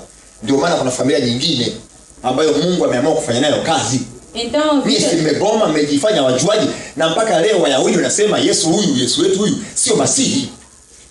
Então a vinda de Jesus Cristo que começou uma nova família, o que quer dizer que Deus deixou a família de Israel ou o povo de Israel de lado, porque eles negaram e ignoraram atender a Deus, a vontade de Deus. Familia hii sisi kanisa, familia ya Adamu wa kiroho kanisa, tutakapomaliza kazi yetu tunanyakuliwa, tunaondoka. Tutakapoondoka sasa, angalia hapa, baada ya miaka 7 ile niliyokuambia saa ile. Então a igreja vai fazer a tarefa, depois de terminarmos nós vamos ser arrebatados. Depois do arrebatamento haverão eventos que vão decorrer. Kanisa tutanyakuliwa, a igreja vai ser arrebatada, ili kuruhusu kipindi kibaya sana hiki, para que nós deixemos acontecer esse tempo muito mau. Ni kipindi cha dhiki. O tempo da tribulação. Ni kipindi cha dhiki hiki. O tempo da tribulação. Kipindi cha dhiki, angalia hapa, kipindi cha dhiki hiki hapa. O tempo da tribulação. Kanisa linanyakuliwa kupisha kipindi cha dhiki. A igreja vai ser arrebatado para deixar o espaço para o arrebatamento. Quero dizer, a tribulação. Waliompokea Yesu wakaokoka, wakatunza wokovu hadi wakanyakuliwa, watanyakuliwa wapishe ghadhabu ya Mungu hapa. Os que foram salvos, aceitaram Jesus, confessaram seus pecados e eles continuaram santos, eles vão ser arrebatados e para deixar depois outro tempo, outro evento acontecer, que é o evento da tribulação. Sasa angalia. Agora veja. Lengo kubwa la kipindi cha dhiki ni ili kwamba Mungu arejee kushughulika na hii familia ambayo walipewa majukumu wakakataa. O grande propósito desse tempo da na wakasema huyu Yesu sio Masihi, tunamsubiria Masihi mwingine wakaribu zaidi. O grande propósito é para depois Deus trabalhar ou punir o povo de Israel, que até hoje eles negam que Jesus Cristo é o Messias. Kwa hiyo hawa watakuja kushughulikiwa hapa. Então esses aí onde Deus depois vai tomar conta deles no tempo da tribulação. Kumbe dhiki ni kifaa, ni nyenzo ya Mungu kushughulika na hii familia waliomkataa Yesu mpaka wakubali kwamba ni Masihi. Kwa hiyo Mungu anatumia nyenzo inayoitwa dhiki na dhiki kuu kuwanyorosha hawa, atawarejea tena, na itakuwa ni kipindi sasa cha atonement, upatanisho, kwamba lazima Mungu aje kupatana na hawa. Então vamos ver que Deus está a usar esse tempo da tribulação para depois punir o povo de Israel por causa de negar e rejeitar os seus mandamentos. Isso vai se chamar expiações. Nilikuwa nakuonesha kwenye mstari wetu huu wa Biblia wa muda wa Biblia, hilo eneo la upatanisho liko wapi na kwa nini. Eu estava a te mostrar aí no quadro, no calendário, para te mostrar onde é que nós estamos, onde é que está o dia das expiações. Hiyo ndio inaitwa, hiyo siku ya upatanisho, hiyo ndio kwa kweli inaitwa sasa siku ya Bwana. E esse dia é chamado dia do Senhor. Inaitwa siku ya Bwana. É chamado dia do Senhor. Ni siku ambayo sio nzuri sana, kwa sababu Bwana atashuka wazi kwa watu hawa. Kundi kubwa kabisa lililolengwa ni wale wa Israeli, lakini humo na wenye dhambi wale walioachwa na unyakuo watapitishwa kwenye hiyo joto na wenyewe. Esse dia não é lá tão bom, porque depois é um tempo de punição, grande de tribulação, grande tribulação. Os israelitas vão passar por isso, mas também aqueles que foram deixados pelo arrebatamento vão passar por isso. Kwa kweli kabisa dhiki iko pale kwa ajili ya Mungu kunyorosha ile familia ya Adamu wa kimwili wanaitwa Waisraeli, lakini mumo kwa mumo na yeyote aliyeachwa na unyakuo wakati wa kanisa hapa akaachwa na unyakuo kinamhusu na yeye. A tribulação é grande, tribulação é para os israelitas, mas para os outros também que vão ser deixados pelo arrebatamento também vão se juntar com eles. Sawa. Tusome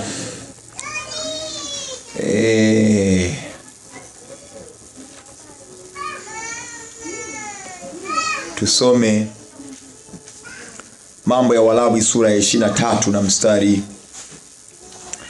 wa 27. Atusomee ndugu yetu mmoja chapchap. Vamos ler o livro de Levítico, capítulo 23.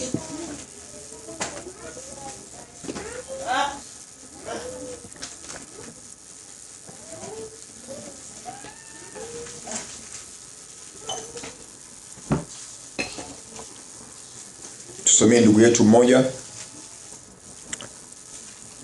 Mambo ya Walawi 23 mstari wa 27.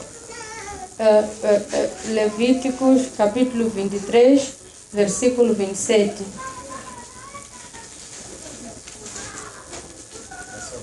Ndio. Lakini siku ya 10 ya mwezi huo wa 7 ni siku ya upatanisho, itakuwa kusanyiko takatifu kwenu, nanyi mtatesa nafsi zenu, nanyi mtasongeza sadaka kwa Bwana kwa njia ya moto. Kujitesa. Kuna mateso tena wakati kwenye upatanisho. Kuna moto tena wakati ni upatanisho. A Bíblia diz, mas o 10º dia do 7º mês é o Yom HaKippurim, o dia da expiação. Unahusisha upatanisho na mateso tena na moto tena humo ndani ya upatanisho. Ningetegemea kwa ni sherehe na kubadilishana zawadi. Tereis santa assembleia, jejuareis e apresentareis oferenda queimada a Yahweh. O que quer dizer que haverá ainda mais queimada no dia das expiações? Mungu anakwenda kutumia nyenzo inayoitwa dhiki na dhiki kuu. Deus vai usar a tribulação e a grande tribulação. Kuwafanya hawa Waisraeli waliomkataa Masihi Yesu wamkubali, watamkubali tu. Usar esse tempo aí para fazer com que os israelitas aceitem que Jesus é o Messias. Wako ambao wataendelea kukataa, Biblia inakiri. Kuna hata pamoja na dhiki hiyo, wako watakao kukataa kabisa, bora wapate dhiki zote sawa, lakini watamkataa Yesu bado. Ila wako watakaofika, nasema jamani, tungalijua. E a Bíblia tusingalimkataa enzi zile. E a Bíblia diz que mesmo depois da tribulação, mesmo com toda a tribulação, ainda existem alguns israelitas que vão continuar a dizer que Jesus não é Messias, mas também tem outros que realmente vão render-se e dizer realmente que Jesus é o Messias. Sasa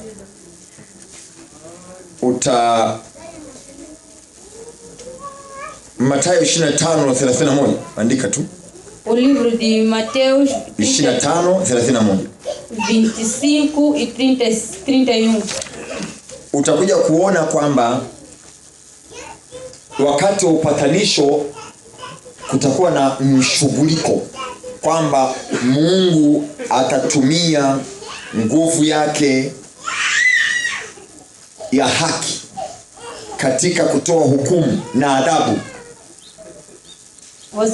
Nguvu yake ya haki ataitumia ili kutoa hukumu na adhabu.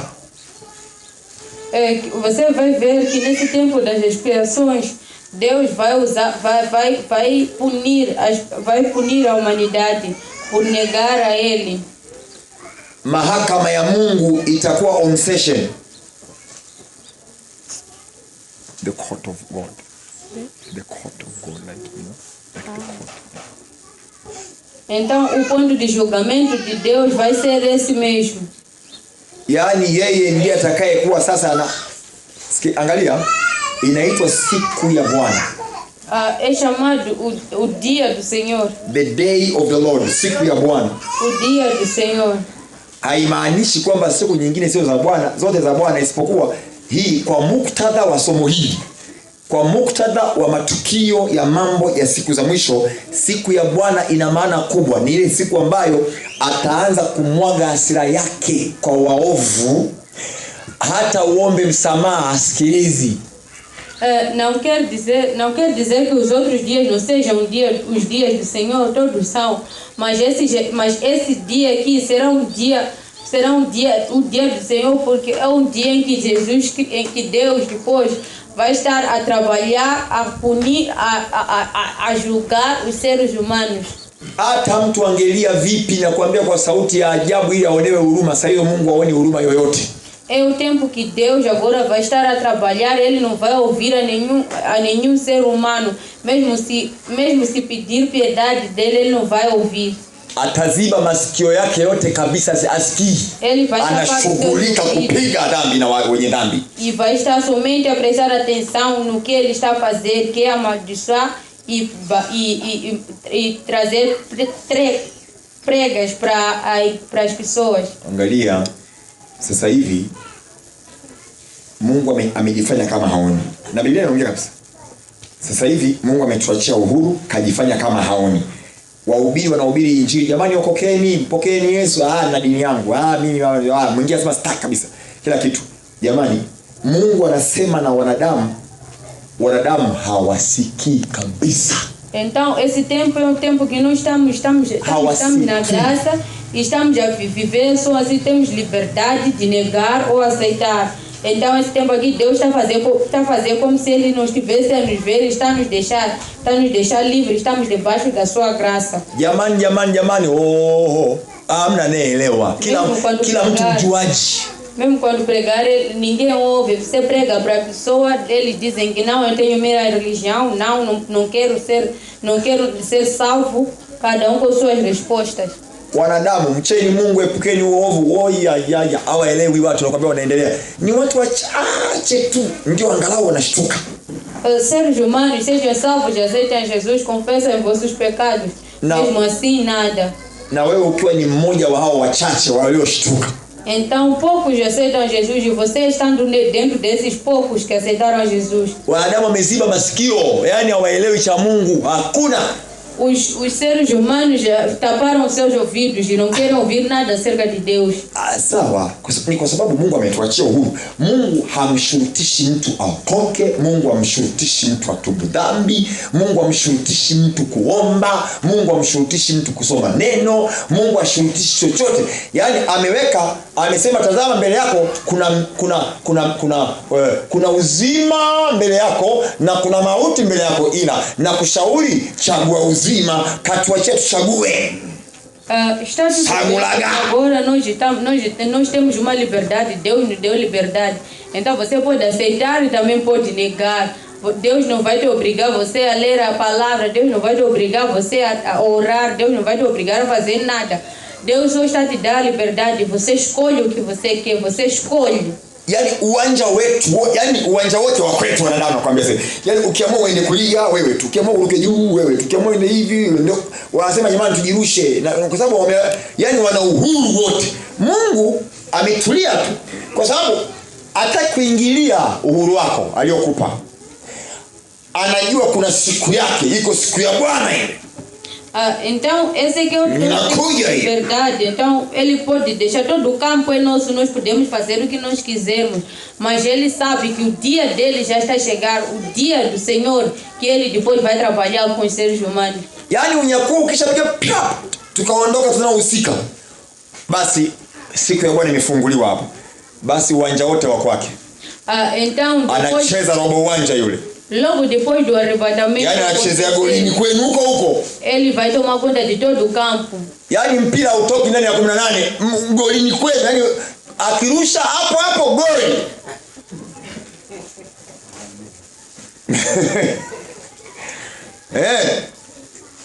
Jamani tuko pamoja yani anajipigia. Hapo ndio sasa ile nyongo yake Mungu na hasira yake anakamua yote. Maana hata kwa na sehemu nyingine kukamua nyongo. Kwa hiyo atakamua yote kabisa, kisha imeisha yote kipindi cha siku ya Bwana. Na yeye kama wanadamu mlivyomfungia masikio umsikii, sasa ikifika siku yake na yeye anaziba ya kwake moja kwa moja, hata uombe msamaha vipi haelewi. Então do mesmo jeito que os seres humanos fecham os seus ouvidos agora, não querem ouvir a ele, não querem ouvir o que ele quer dizer. Então no dia do Senhor ele também vai fechar os seus ouvidos e não vai querer ouvir nem sequer piedade, nem não vai querer ouvir nada das pessoas. Simemzibia masikio Mungu kipindi chenu miaka yote zaidi ya 1000 ngapi huko, karibia miaka 6000 yote tumeachiwa uhuru tangu Adamu kuumbwa. Tumeenda tunavyojijua. Mungu anatuonya atuelewe, tumeziba masikio. Subiri. Si waingilii, si muda wenu. Si muda wenu, endelee. Na mimi na siku yangu inaitwa siku ya Bwana. Tena inaitwa siku ya Bwana ya kuogofya na kutisha. Então se todos deixem livres, estão libertos, podem fazer o que quiser. Ele está à espera do dia do Senhor, do seu dia, que ele depois vai tratar desses todos os assuntos. Sasa fungua Amos 5:18 haraka. Abre a Bíblia no livro de Amós, capítulo 5. Shepherd Geoffrey, kamata Biblia, nifungulie maandiko chap.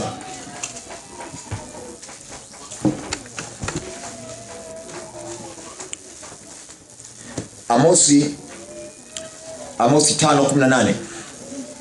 O livro de Amós 5 versículo 15. Alafu wakati anafungua tuandike, andika nyingine. Andika wa Korinto wa kwanza 1:8. Escreva também 1 de Coríntios capítulo 1 versículo 18. Soma tu. Alafu andika wa Korinto wa pili 1:14. Escreva 2 de Coríntios 2 de Coríntios capítulo 1 versículo 14. Haya, soma. Tasoma Amosi 5:18. Biblia inasema ole wenu ninyi mnaoitamani siku ya Bwana. Ole wenu ninyi mnaoitamani siku ya Bwana. Kuna watu wakiambia siku ya Bwana hawaelewi hii lugha. Wanafikiri ni siku ya pambio. kwamba Bwana anakuja kutupepea. Ole wenu mnaoitamani siku ya Bwana. Kwani kuitamani siku ya Bwana ni giza wala si nuru. Ni siku ya giza, mwendo kasi giza. Wakorintho wa kwanza 1:8. Wakorintho wa kwanza 1:8, ambaye atawathibitisha hata mwisho ili msilaumiwe siku ile ya Bwana wetu Yesu Kristo. Maana siku ya Bwana ile kuna kulaumiana, ile heka zake kuna kulaumiana. Kwa hiyo inabidi uthibitishwe ili usiingie kule kwenye siku ya Bwana tukaanza kulaumiana huko. Wakorintho wa pili 1:14. Nasoma. Ndio. Vile vile kama mlivyotukiri kwa sehemu ya kwamba sisi tu sababu ya kujisifu kwenu, kama ninyi mlivyo kwetu sisi katika siku ile ya Bwana wetu Yesu. Haya. Petro wa pili 3:12. Andika Petro wa pili 3:12. Segunda de Pedro, capítulo 3, versículo 12. Petro wa pili 3:12. Ndio. Nasoma. Mkitazamia hata ije siku ile ya Mungu na kuihimiza, ambayo katika hiyo mbingu zitafunuliwa zikiugua na viumbe vya asili vitateketea na kuyeyuka. Siku ya Bwana hiyo. Vinaugua nini na kuteketea? Nini vinaugua? Siku ya Bwana yani mbingu ikifunuliwa hivi. Ile siku ya Bwana mbingu ikifunuliwa hivi. Ndio ile mpaka anasema ole wa bahari na wanadamu wanaoishi juu ya nchi. Ole. Siku ya Bwana tu inaambatana na ole. Kasema kinaugua nini? Hebu usoma hiyo 9 na 10. Nini? Mstari wa 10 hadi 12. Lakini siku ya Bwana itakuja kama mwivi. Ghafla. Siku ya Bwana hiyo. Alafu sifa ya siku ya Bwana inakuja kama mwivi. Hujajiandaa. Katika siku hiyo mbingu zitatoweka kwa mshindo mkuu. Mshindo mkuu kwenye siku ya Bwana hiyo. Mpaka mbingu zinakimbia. Na mbingu inakimbia. Na viumbe vya asili vitaunguzwa. Viumbe vya asili vitaunguzwa. Siku ya Bwana hiyo ujue. Na kufunguliwa. Na nchi na kazi zilizomo ndani yake zitateketea. Nchi na kazi zilizomo ndani yake zitateketea. Siku ya Bwana ujue.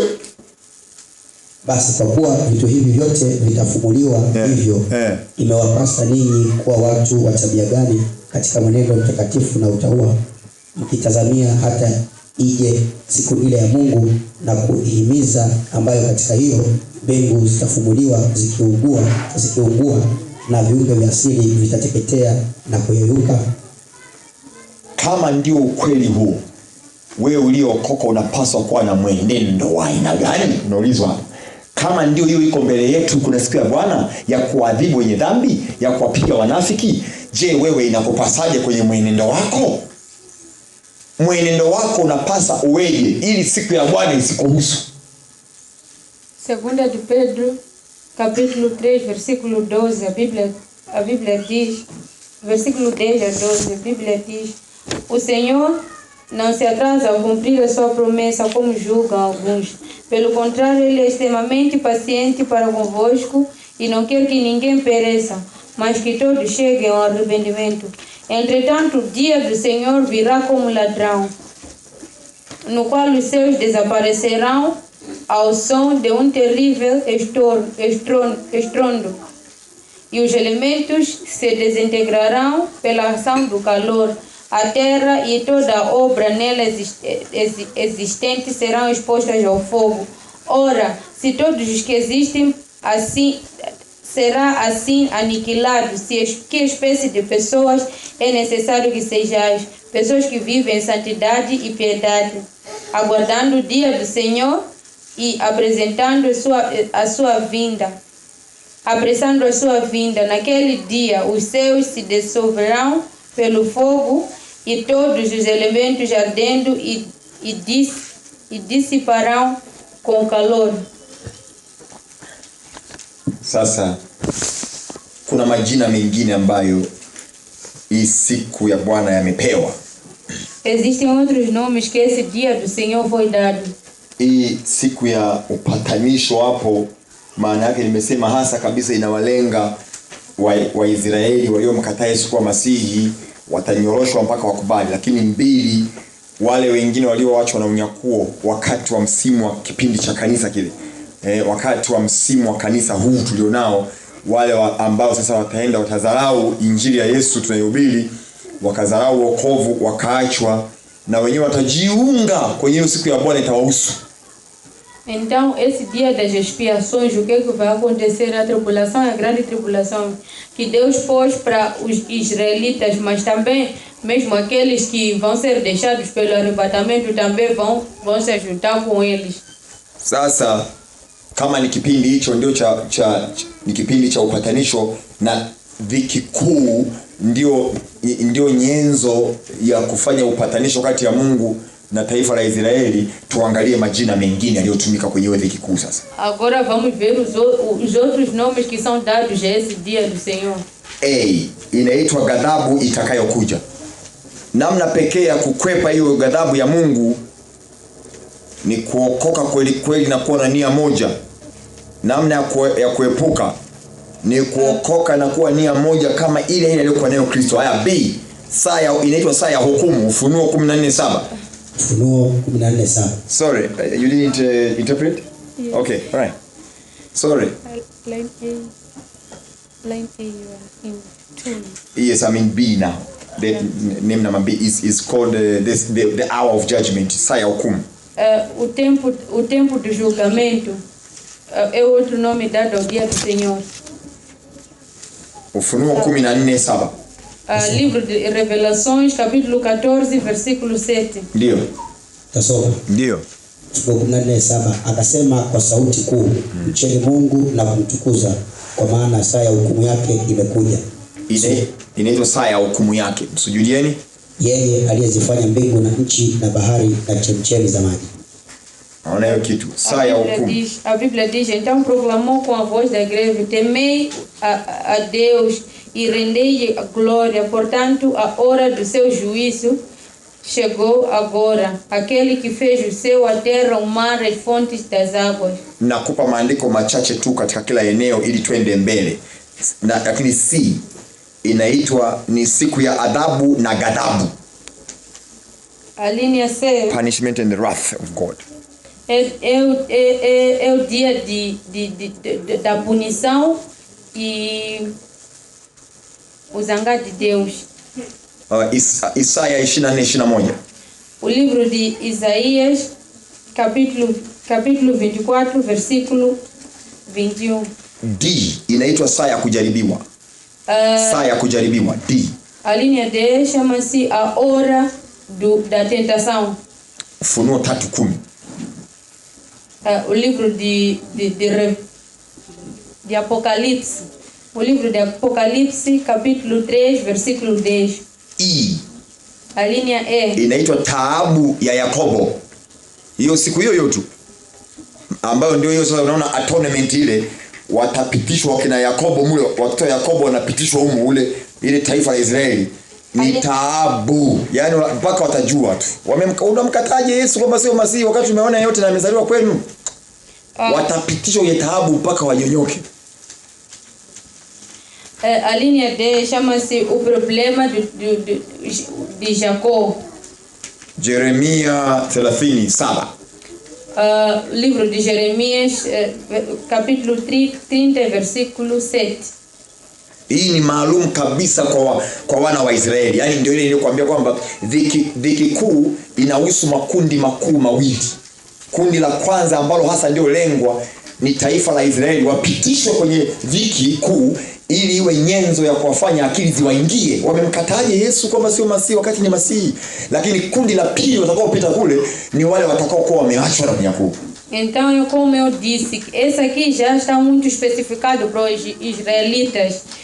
Como eu te disse que envolve dois grupos, a tribulação e a grande tribulação envolve dois grupos.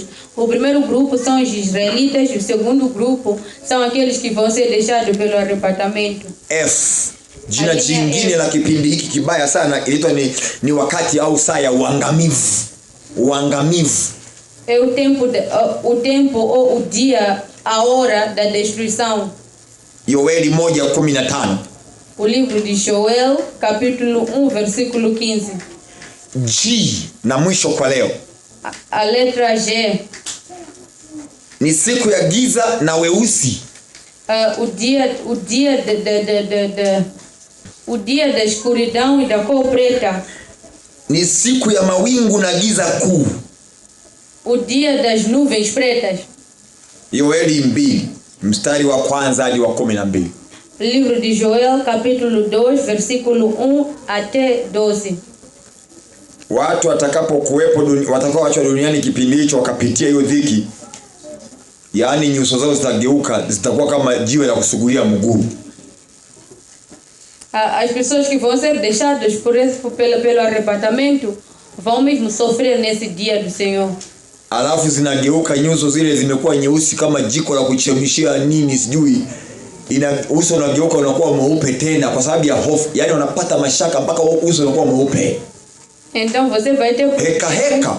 Você vai ter problema, vai estar a pensar tanto que até você vai ficar preto de tanto pensar. As nuvens vão estar pretas e o ambiente em si vai ficar muito preto. Jasho jembamba itawatoka watu kwenye nyuso mpaka inaacha chumvi. Vai transpirar, até mesmo o próprio transpirar não vai ser mais salgado. Jua litashushwa kidogo, sio kidogo. Mungu atalishusha jua. Wewe hapa unajipepea hivi. Unafikiri unajua hapa wewe? Itashushwa kitu. Inashushwa mpaka unatoa moshi, nywele inapiga na nyama ya kichwa inaliwa, inabakia mfupa. Deus vai fazer descer até o sol. Nitakufundisha si kesho Jumanne. Nafikiri tutafika kwa Jumanne. Tutaangalia tunaendaje. Deus vai fazer descer o céu que até esse calor que estamos a sentir aqui não é nada. Jua litashushwa kwa unanyonyoka mpaka ulimi unayeyuka ndani ya mdomo wako. Ulimi unayeyukia huko. Joto tu hiyo. Mungu amekasirika. Inaitwa siku ya Bwana. Vai já tão amekasirika. Na hata uombe msamaha elewi. Mungu nisaidie, nimeelewa. Hakuna elewi na najipigia tu. Yesu mlinizibia masikio nilipoongea na nyinyi, na waonya na wafundisha, nikawatumia watumishi wangu, mmewadharau, mmewatukana, mkaona mavi, nimetuma manabii wangu, mmewaua. Na simemaliza msimu wenu, sasa hii ni siku yangu mimi, sisikii mtu. Deus vai estar a dizer que esse aqui é o meu dia, porque o tempo que eu vos dei, vocês não quiseram ouvir. Eu mandei meus servos para falar convosco, mas vocês não quiseram ouvir. Agora é o meu dia, hoje é o meu dia, que será o dia do Senhor. Mimi nao mikono, msije mkasema pastor wetu akutufundisha. Eu estou na mikono mbele, nyinyi ni mashahidi, tumerekodi. Rekodi zipo hizi hapa, nimefundisha mimi. Eu estou a lavar as minhas mãos, não venham depois a dizer que meu pastor não me ensinou. Waniishia hapo kwanza. Jumanne tuendelee. Por hoje vamos terminar por aqui e na terça-feira vamos continuar. Na kuombea Bwana Yesu akutie nguvu. Eu oro para que Deus te dê forças. Na kuombea kwa dhati ya moyo wangu, Bwana akutie nguvu kweli. Hii safari tuimalize salama. Que Deus te dê forças, é minha oração. Bwana atubariki akitutia nguvu pia. Amina, amina. Deus nos abençoe. Amina. Bwana awabariki sana. Asante kushukuru.